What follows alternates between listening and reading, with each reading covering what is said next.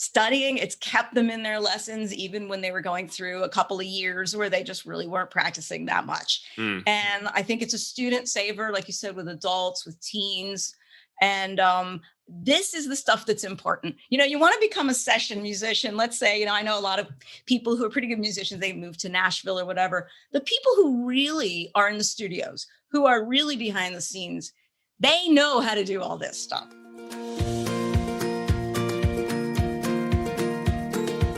Hi everyone, and welcome back to the Topcast. You're listening to episode number 219. I cannot believe we are in December. I must say, I'm not going to be too sad to be seeing the back end of 2020. I'm looking forward to 2021 and hoping for some different experiences in the new year. I hope you're looking forward to the same thing. And how good's it going to be in a few weeks? We get hopefully a couple of weeks holiday or more if you're in the Southern Hemisphere like us and we hit our summer holidays. Super excited to share today's episode with you. We have the wonderful Carol Matz joining us again. She hasn't been on the show since episode number 89. And in today's episode, we're unpacking what she calls pro piano skills. Basically what I call all the skills that aren't performing, interpreting, and reading music. All those other great skills and super important skills that students need if they're at the piano, lead sheet playing, chord playing, being able to accompany other players, composing, using notation software, all of those kinds of skills that are just so important today. And particularly as students enter their teenage years and start to form identities, this is really where it's at and what we should be spending at least some of our lesson time on. So we're going to dig into how she goes about teaching those things and give you some resources on that area. Today's show notes and transcript are available as usual at topmusic.co/episode 219. And if you haven't yet joined my free Facebook group, then come and join us. If you're not quite ready for Top Music Pro membership perhaps, but want a little more than just listening to the podcast episodes and the blog, this is a great next step. Ask questions, chat about what we're talking about on the podcast. And I do upload each week or so. I try and record a new video about something that someone's asked me about that I can share with all of you there. So just search in Facebook for Top Music Teaching Group. Request access. There's a couple of questions that you'll need to fill out, and we'll actually send you a freebie or two when you join us. Look forward to seeing you in there. My guest today has composed, authored, and arranged over 300 published titles for piano students. She's an experienced piano teacher herself, and she's presented numerous piano teaching workshops throughout the United States, Canada, England, New Zealand, and Australia, and is very well known for her famous and fun series. Of course, I'm talking about Carol Matz. She studied composition, arranging, and orchestration at the University of Miami, and has written for a variety of ensembles, including orchestra, jazz big band, brass quintet, and string quartet. Her work includes studio arrangements for a number of artists in the Miami area, recording studios, and, of course, her own incredible interactive piano method, which we're going to be talking about today. Welcome back to the show, Carol Matz. Great to see you, Tim. It's always a pleasure. And you were actually last on, I was looking up the records, you were last on this show, episode number 89, a couple of years ago, I'd say, when we were talking all about arranging and composing.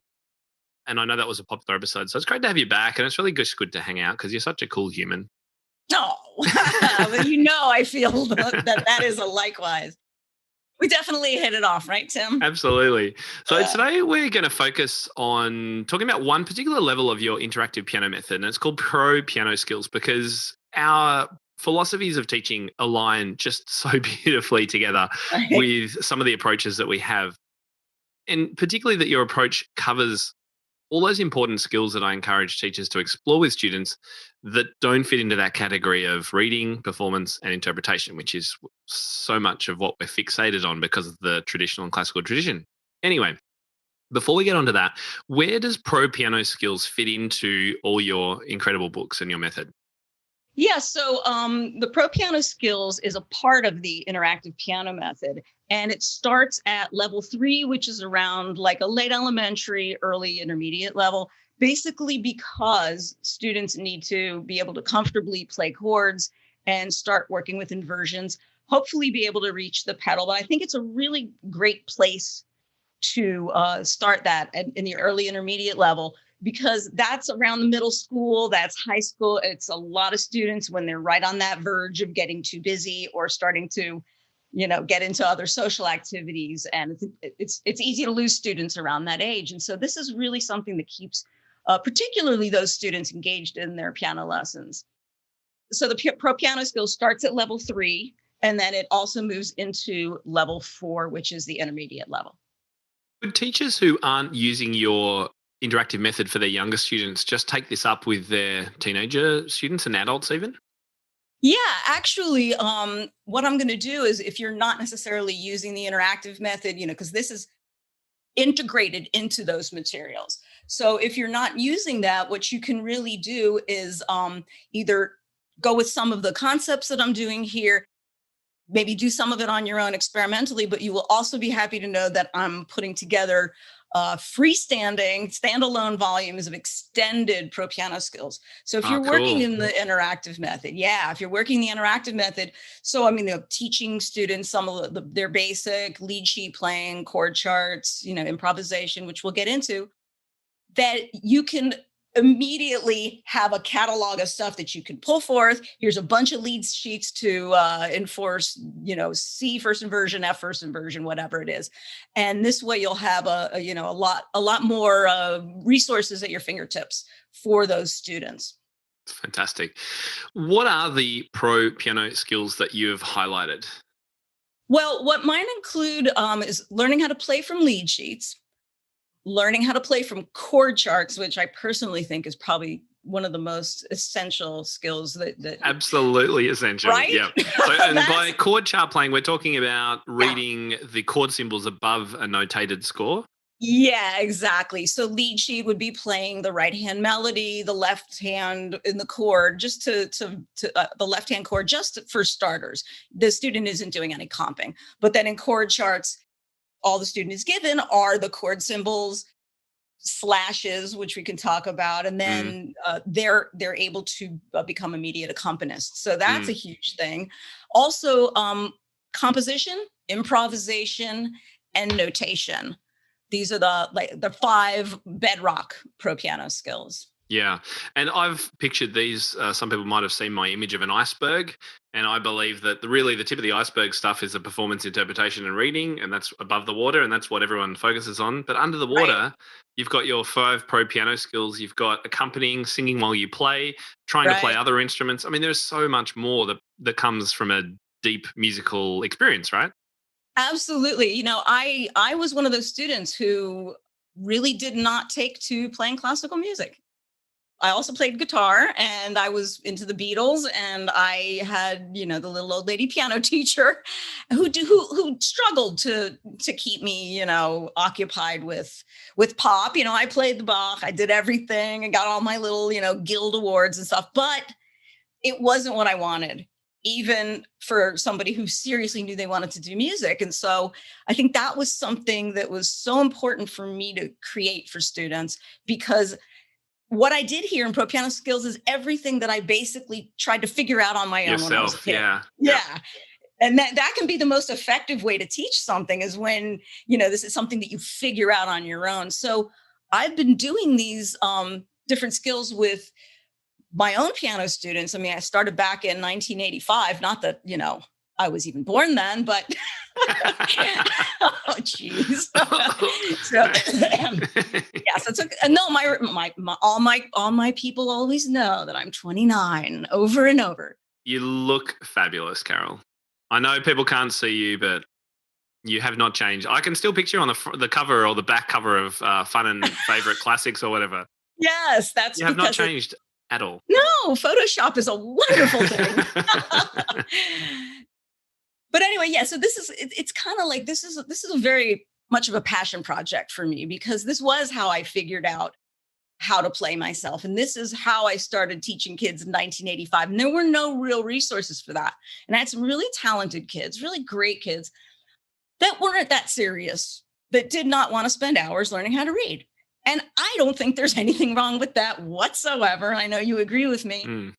I think that for optimum musicianship, you're going to want to cover all the bases, but taking students beyond the printed page, that's going to make them really well-rounded music. And also, now I know that times are different right now, but they'll be able to have a more social type of a musicianship, playing in a band or playing at church or whatnot, even just jamming along on a piano while their friends, sing. That was me. I could never sing. I still can't sing. I don't know why. I can hit all the pitches. It's not, you just don't want to be in the room. But it was always a thing You're in where I tune, would, but it just doesn't sound that good. Is that right? it's just not, yeah, I'm sure Yeah, I could have worked on it at one point. But, I would play the piano and then, like banging out a Billy Joel tune. And then all the other 12-year-olds were coming around. And it was an esteem building thing, which I think is huge. Hugely important in the early teenage, even preteen years. Yeah. As well, for forming that musical identity, for kids to be able to say, because their friends are saying it, yeah, I am good at guitar or piano or whatever it is. Yeah, that's, it kind of was. It's funny you use the word identity because that's kind of how it was for me. That was my identity. I mean, I was one of the cool kids because I would get up and play at the talent shows, and people still come up to me because I live in the city where I grew up, and they know me and I don't know them, but I was on the, talent show, always on stage, always doing something. And actually my brother and sister did not really enjoy their high school years and middle school years. I loved it because I was always doing something. And getting back into chord charts real briefly, that's the kind of place where a student can really shine and really feel great about themselves. I remember, okay, I'll date myself again. So this was the movie Fame, the original Fame, not the one that came out recently, like back in 83 or whatever, 82. And a friend came up and said, I'm going to audition for the talent show and I don't have an accompanist and someone didn't show up. And I'm like, I am the world's worst sight reader. Yeah. So I was like, well, let me see it. And I read off the guitar symbols and was able to just get up on stage and play a song that had slash chords and just try to make my way through it while someone was auditioning. So that was a challenge, but also what a great opportunity for students to be able to become accompanists or accompany themselves too. So a lot of the skill I have in being able to sight read and play in lots of different styles, it has come from accompanying. Because I've just done so much of it. And I was doing it when I was a kid at school as well. It's like, oh, yeah, Tim, there's a singing competition on at school. You can play piano, come and play. Yeah.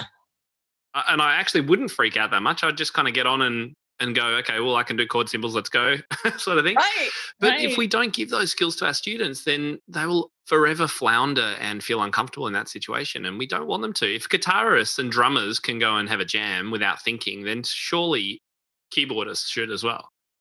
Well, interesting that, that you bring that up because what I was I know we're kind of going circuitous in our conversation, but we'll come back. We'll come back around. But what I was going to say about, because you bring that up is like, they're friends who play guitar, who play bass, who play drums. If you're playing piano and you're going through a traditional learning how to read curriculum, then you are going to be missing out on being able to just do what your friends are doing, which is like, if you're playing guitar, here's the chord, you hold it here, you strum it here, and you count to 4 beats, then you switch to a C and you count for 4 beats.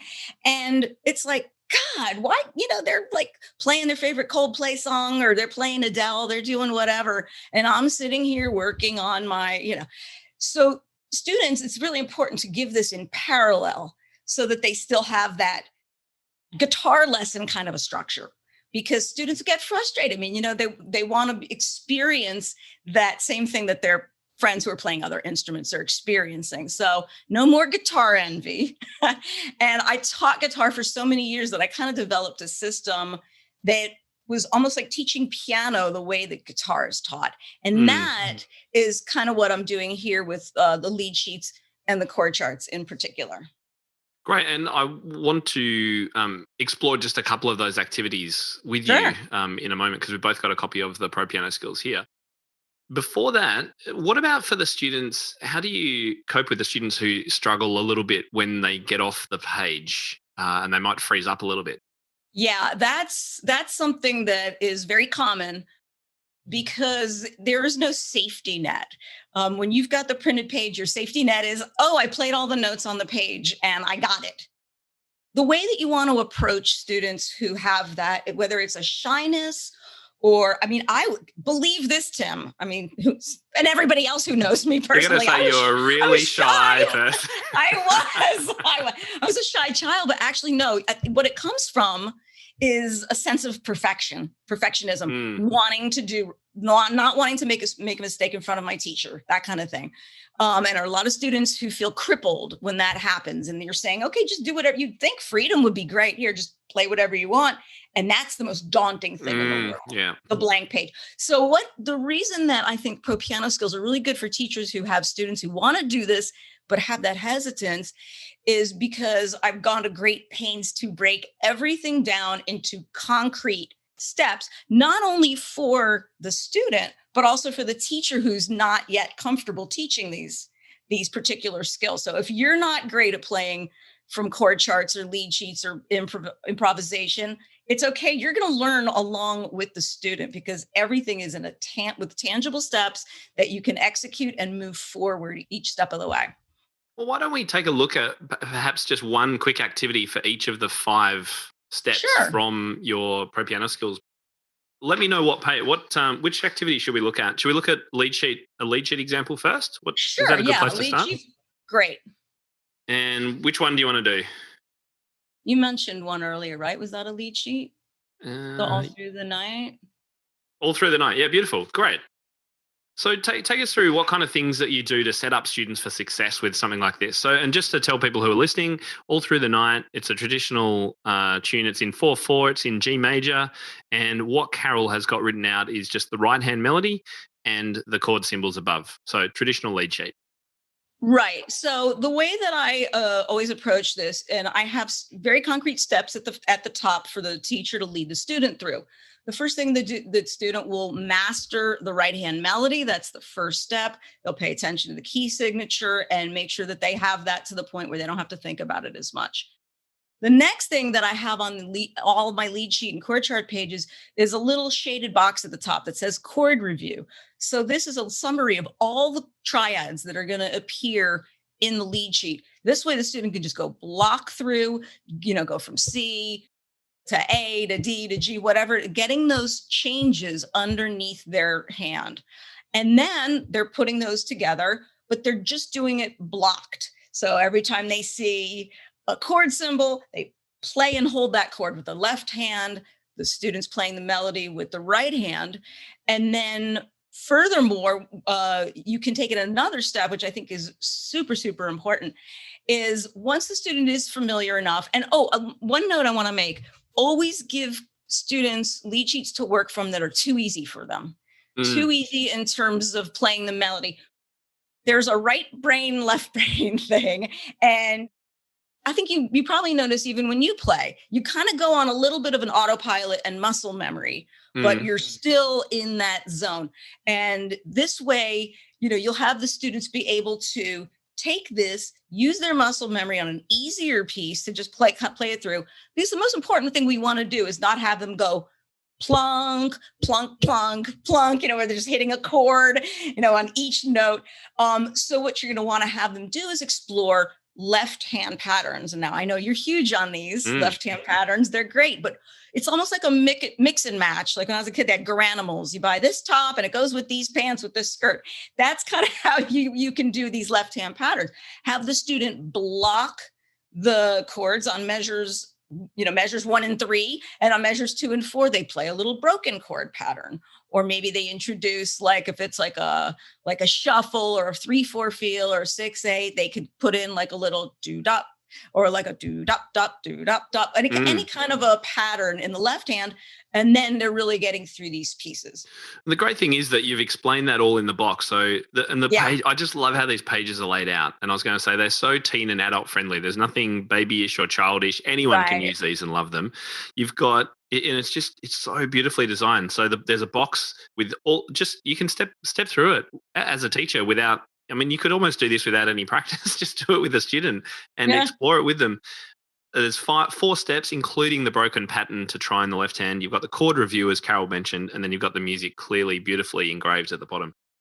It's just such a straightforward way to approach this, I think, and should be really friendly to any teacher who hasn't done this kind of thing before. Exactly. Yeah. And you're right, with patterns. The thing about left-hand patterns and lead sheets is that you can completely change the feel of the lead sheet with a different left-hand pattern. That's what I love about it so much.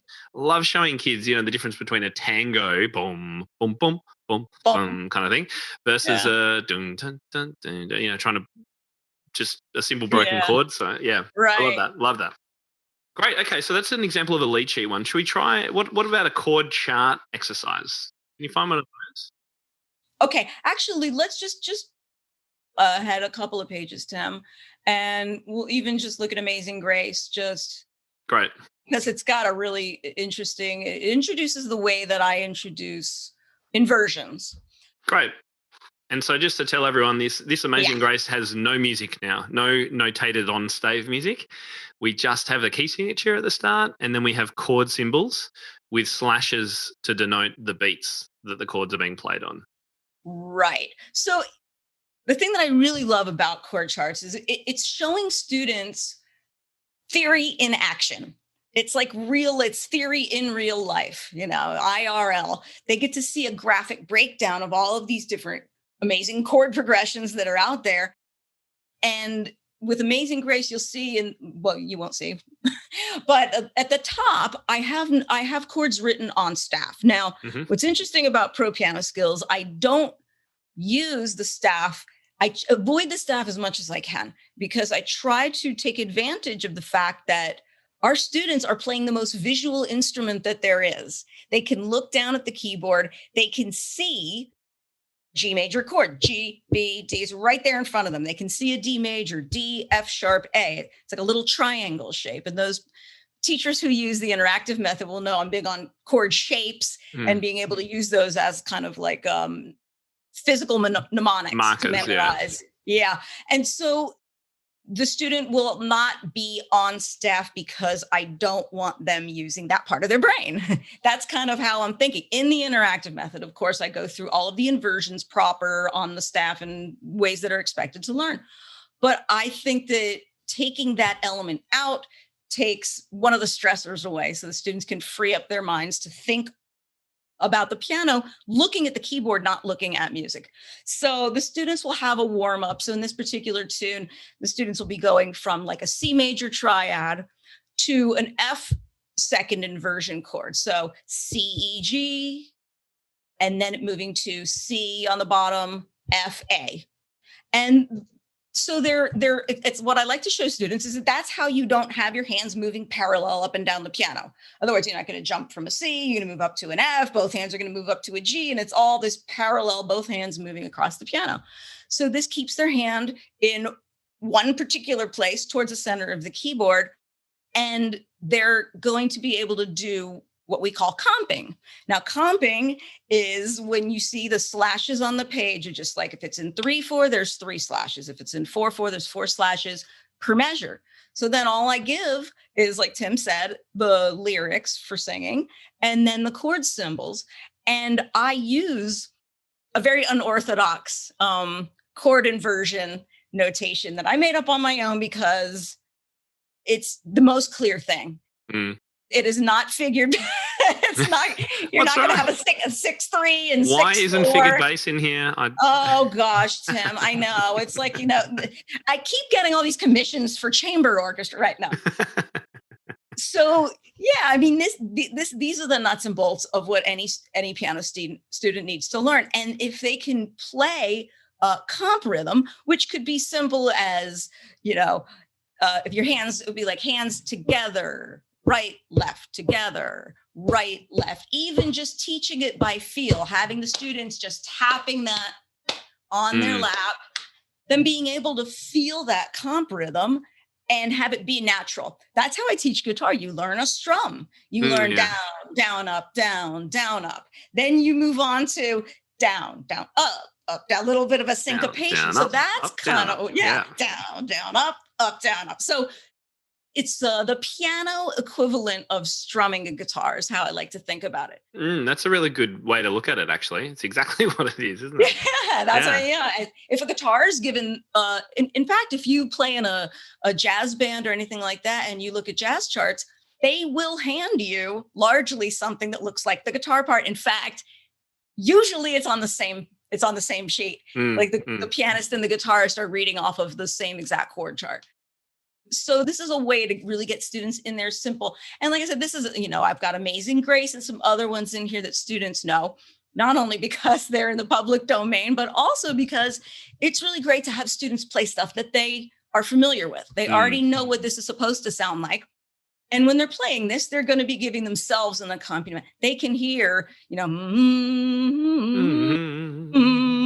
can hear that while they're playing, and the teacher can play along the melody, which I provide in here also. They can, the teacher can sing, student can sing, etc. So I try to make it flexible so that students can take the bulk of what's just given here on like a clean page with bullet points, do this, do this, do this, do this. And then they have the freedom of experimentation with different left-hand patterns, different comp patterns. And again, like I said, this is something that can make any student who is struggling with reading or it's not their thing. I used to teach where I would like give, say if I was giving a 45-minute lesson, I would give a half an hour of traditional, and then I would switch over to maybe doing 15 minutes. I'm a 45-minute person. I always love 45-minute lessons. And we switch over to the last 15 minutes saying, oh, let's work on chords. And then the next week, okay, so, maybe they didn't bring back their sonatina very nice, but they nailed Let It Be by the Beatles because, and what did they enjoy? What did they learn about themselves that week? What did their family listening to them practice? And all of a sudden, this kid who might have been struggling is now, just like strumming a guitar. There he is. He's strumming on the piano. And especially a great thing at Christmas. I mean, I am definitely the most popular person at Christmas in my, everybody wants to grab you to play for a party. So that's kind of like, a really great thing for kids to bring into their homes. Yeah, even when I was an early teenager, I was asked to play carols. So my parents would go to a friend's house and there would be 14 or 16 people around a dining table. They would do all the works, all the food, and there was a piano there, and they would all hand out carol cards. And so it used to be one of the hosts that would play, and they eventually said, "Tim, why don't you play? You're doing really well." And I absolutely loved it. It was so much fun. Yeah. Yeah. Again, the accompanying, it just keeps coming back to that for me. And unfortunately, there's just not that many opportunities for kids to accompany these days in schools or even churches, less people attending those kind of things, or at least having opportunities to do that.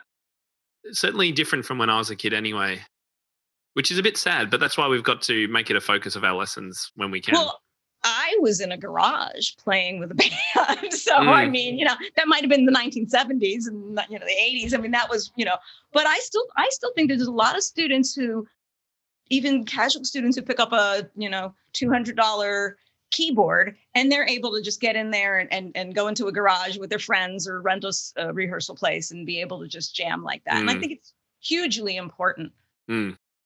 So let's look at the last three skills. They're kind of linked, I guess. Improvising, composition, and notation. What's one that you could talk us through?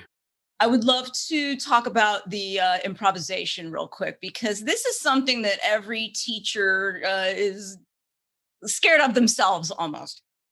And this is somewhere that I can really shine and walk people through. I learned how to improvise on guitar. And, to bring it back to guitar again, you learn how to play something and then you move it up a fret and you play the same thing. And you just it's like learning your music from C and then transposing it to D flat.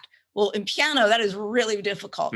So in guitar, you move your hand up a fret. So that was an easy entree for me. So I kind of do that same thing with improvisation. So to get students going, what I'll do is just give them only 3 notes. That builds to 4 notes, to 5 notes as the students progress in the pro piano skills. Just these, in this case, C, E flat, F. I just screwed up everyone with perfect pitch, but but I don't have it, so I didn't know. Yeah, it's just what is that? Yeah.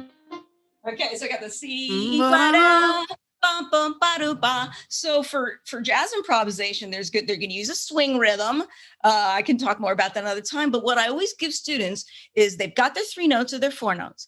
And then I do these warm-ups. So they're going to play those 3 notes in some, I don't want to say, common pattern, but just to get used to those notes. So they got dum, bum, bum, bum, bum, bum. Or they just start off simple, da-dum, bum, bum, bum, bum, bum, bum, bum, bum, bum. And then you say, okay, now this is sounding ding, ding, ding, ding, note, note, note. Well, how do we break away from that? So the next section I have on the page is a section of rhythm patterns. They're all in this in 4/4. And each one of those can almost be like a card you shuffle. In fact, when I do the freestanding versions, I'm going to have that. So you can just print out a card, you put it up on the piano, you can chain up 3 or 4 of these different rhythm patterns, and you got the kid. Okay, now we're going to just do those. They're all on just the F. We're all on just C. Now you're going to go and you're going to use C and E flat. You're going to use those 2 notes and play the rhythm patterns and switching between those 2 notes. And again, like the other pages, this is all bullet note written out for the teacher. So you're learning while they're learning. And what's also cool is that I've given you, and you'll see on the following page, Tim, that the jazz improv teacher part is written out. You don't have to improvise. You don't have to make up your own chord chart. So this is just a very basic written out 12-bar blues for you to play through. And what's even more important than that, like we talked earlier about kids being, shy or hesitant. What I did is I have all of these teacher parts looping for 3, 4, 5 minutes, whatever. And it's just recorded. You download the MP3 and the student is cued to kind of just put on the headphones and just listen to it. And then jump in whenever they're comfortable. And no one can hear them. And they can play with their fist on the piano. They can bang it, do whatever, freeze them up. And they can just put those headphones on. And now no one is watching. No one is looking. No one is listening. No one is going, oh, you played an F sharp, So that's a really great way for you to get into teaching jazz improv. I do a Latin beat, I do a rock improv, and these are all like very, basic things that can be used in all different keys. And it gets more, it progresses through the levels. And the intermediate level, I actually teach students little, common licks that you might, little characteristic common piano licks, and they can chain those up. They can link those together. And so they have everything that they could read and translate to their hand. And then again, with muscle memory, they'll start to have those licks in their vocabulary, so to say. Once you've got the improv, what's the difference between that and composing? Huge difference. So composing, how I address it is composition is when you're choosing the chords, you're choosing your melody, and what I get students into doing is I cue them with either a chord symbol or 1, 4, 5 numbers, and they fill in. The composition is purely making up out of whole cloth a piece of music. Whereas when you're doing improvisation, what I think of it differently. Like, in other words, I think of it more the way that jazz people say improvisation. You can sit down with a chord chart or a lead sheet and you are improvising because you're not reading. But when I'm saying improvisation is like soloing. So this would be, you've got your, finally the band director points over to the keyboard and you freeze and then something comes out. But this is a way to really kind of like free that up where the student is soloing. I mean, you go to these places where they have like the dueling pianos and you see these guys and usually they're beating the heck out of the piano and hammering away octaves and everything. But when you break it all down, that's what's so cool to people. They see these people jamming. You see people getting up on stage and just getting all over, getting all Jerry Lee Lewis all over the pianos. And you're like, what are they doing? My mother, for example, plays all the Chopin preludes. This week, she perfected all of them. I mean, she's just the most classical pianist you can imagine. And she flips out. She's like, I don't know how to do this. How do I solo? I can't understand. And so when she sees that, it's like playing a different instrument. And it kind of is. So this is almost like teaching students a way for them to shine almost the way that a lead guitar player might. And finally, notation, which I think is really important. The reason I think it's vital for students who want to compose and arrange, obviously. Now, I am a self-proclaimed notation geek. You can start making fun of me now, but we will not talk about Neapolitan 6 or something. Oh, that's more like the theory. Oh yeah, that's like theory. Yeah. No, but I love notation because, I edited for FJH Music and Alfred Music for so many years and looking at so many manuscripts and fixing them up. More importantly, I've adjudicated a lot of students' pieces in different composition competitions. And from doing that, I know firsthand how important it is for students to learn how to clearly notate their musical ideas And furthermore, the directions for expression, because that's where the musicality comes in. So I teach, pencil on paper notation, because once the students get that down, they're able to scribble out their ideas quickly. Of course, they can use a digital recorder or something like that. But it is a precursor to using for a student to get into understanding how to use notation software like Finale or Notion or other things that people use. You still have to have the basics of notation in order to use those programs. And that is, obvious, not even the wave of the future, it's the wave of now. And with the proliferation of iPads, students can do something as simple as opening up an app that's got there's an app called Penultimate, part of the Evernote suite. And that's just got a default template of staff manuscripts. paper. Yeah, manuscript paper. So you can just even just start students with drawing on their tablets with a stylus, and that kind of takes the ancientness out of it. It's great because, again, these things are stepped through. You step people through this. So there are activities on page that could be forgotten in some theory book that you just never get around to. But this is like, okay, well, we've been improvising. We're going to create this composition. You need to know which way the stems are going. Here's a quick activity about stems, but it's on there. It's short, it's sweet. And then they can implement it and start notating that next thing that they've done, which I think is just so clever about how you've sequenced this. Oh, I appreciate that. Yeah. And what's interesting is if you're not using the interactive method, you can still use this as well. Like I said, standalone versions coming, which will have, more pieces that the students can explore. And also, hopefully, I'm going to be getting into doing some interactive ebooks, which is a technology that I'm kind of pioneering how to make this best work for piano teachers.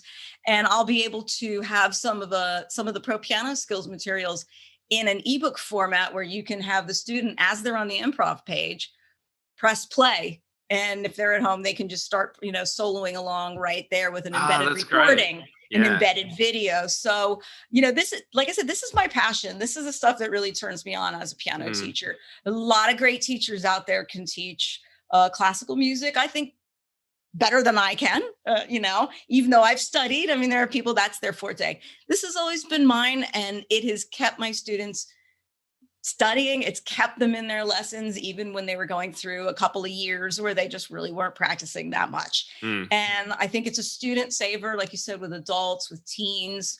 And this is the stuff that's important. You want to become a session musician. Let's say, I know a lot of people who are pretty good musicians, they move to Nashville or whatever. The people who really are in the studios, who are really behind the scenes, they know how to do all this stuff. This is not like I said, my mother who can play all the Chopin, you put a lead sheet or a chord chart in front of her, she's like, I have no idea what to do.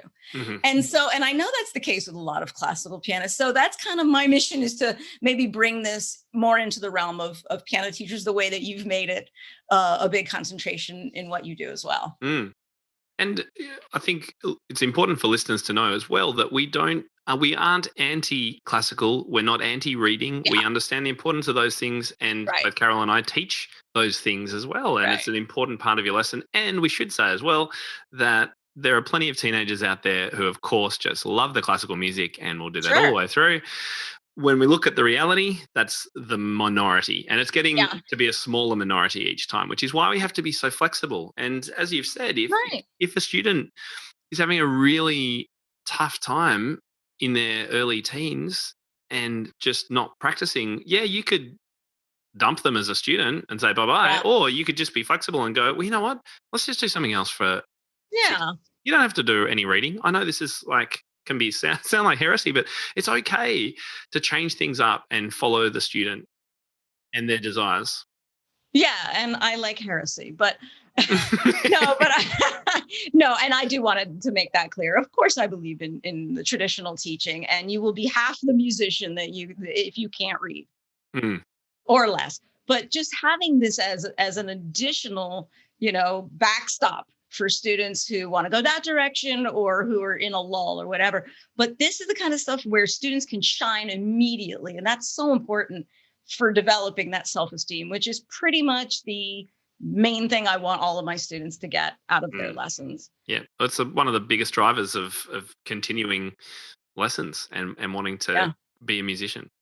Carol, it's been super fun chatting to you, or Absolutely. as always, of course. Where can people go? Because I know that lots of them are going to be interested to find out more about this. Where should they go? Yes, please go to my website. It's carolmatzpiano.com. It's CarolMatz, carolmatzpiano.com. And I got a surprise for you. Ooh, love a good surprise. Ooh, I'm going to jump out of a cake. No, if anybody, you don't want to see that. If anybody would like an entire free level of the interactive piano method, I know I've given some people some free levels before. Obviously, if you need another one, or you want to check out a different level, I'm cool with that. I'm able to provide you with anything you want to look at to get into, seeing some of these pro piano skills. All you need to do is email me and I will set you up. I will give you all the materials. If you want to look at the pro piano skills, just request level 3 or level 4 and email me at carolmatzpiano.com. And I will shoot you a free level. And I have Australia and UK editions, my crotchet editions. Oh yeah, crotchet and minims. Crotchets and minims. Can you hear this? The spellings. Can you hear this cat? Oh my gosh! Listen to this. That's not me. Can you hear that? Tim is holding up his brand new kitten. This is Coco. I know you saw her before. Unfortunately, the people listening can't see. But if you do want to see, just jump on my Instagram. I'm sharing plenty of pictures of my stories there. I am such a cat lady. Hey, I just wanted to mention before we go, the interactive series is also really suitable for online lessons. I really want to push that because obviously a lot of us are doing online. Just super quickly, how is it different and how can it help with the online lessons? Yeah, it's, obviously who knew that this was coming, that we would be doing a lot of online teaching. I did not actually write this with online teaching in mind. It just so happens it's fantastic for that because let's say that you're using another method and you don't have everything digitally available. Everything in the interactive method is digitally available. You can download the lesson book. There's a hard copy lesson book you can get to. You can download the whole supplemental pack of PDFs. You can download the MP3s. You can download anything that you need is at your fingertips. You can put it in your Google Drive if you need to grab certain materials for students as you're going. You don't have to scan all your music in there. It's already there. But most importantly, while there are PDFs and MP3s and other things that other people do. What I really wanted to mention is the online activities that are integrated. All of this is an all-in-one. Every base that you could possibly think of covering as a teacher's is somewhere in there. But it doesn't overwhelm the students because it's portioned out. So the students can go online and do ear training. And it'll be ear training. Say they just learn major and minor triads. The ear training is going to be hearing major versus minor. Say they learned seconds and third intervals in their elementary work. They're going to ear train on seconds and thirds. Are they going higher? Are they going lower? Even just simple things like that, getting students to listen. So there's all these interactive online activities. You can actually log in. The student logs in. You're both online. You're both looking at the screen with the activities, and you can walk your students through them, and then they can reset them and do them on their own during the week. So it's something that no one has done before, and students are really loving it, and it's going great. I'm very excited about it, and I'd like to share it with as many teachers as possible. So please I'm glad we covered that. Yeah, it's so important because it does set you apart from every other method, and I've loved exploring it. And I mean, there is so much stuff on there that's available. So yeah, just explore it. Take Carol up on the offer of a free level and go and check it out. Carol, what's your email one more time? It's carol@carolmatzpiano.com. And it's funny how you guys say. I've always found it funny. You say Z. We say Z, yeah. You'll have to put that in your UK Australia edition as well. That's right. Us Americans, we always have to be different. Carol, it's been so much fun hanging out with you today. Thank you for coming on the show. Likewise. Thank you, Tim. I appreciate it. Enjoyed it. If you'd like to chat with Carol and talk about some of the things we've been discussing today, then head over to our free Facebook group. It's called Top Music Teaching. Come and join us there. It's just a great place to be able to continue the conversation on podcasts and all of the great things that we're doing and sharing with teachers. Next week on the podcast, we are having a composer conversation. I haven't done one of these for a little while, and it's with someone that I've wanted to have on the podcast for quite a while. He is an Australian composer, most well known for his jazz works called Jazzin' Around. If you're an Australian listening to this, you will no doubt know instantly that the person I'm talking about is Karen Bailey. He's an absolute superstar composer of pedagogical music, particularly in the jazz area. We're going to be unpacking a little bit of his life and what he's up to now, and also talking about some of the music that he's composed over the years. Can't wait for you to join me then. I'm Tim Topham, and you've been listening to the Topcast from topmusic.co. I'll see you next time. For more information about this episode and to find out how to enhance your own teaching, visit topmusic.co. You'll find everything you need for your studio, from lesson plans to cheat sheets, quick win teaching ideas, and guides on how to build your teaching business. Plus, you'll be connected to a global community of the world's top music teachers.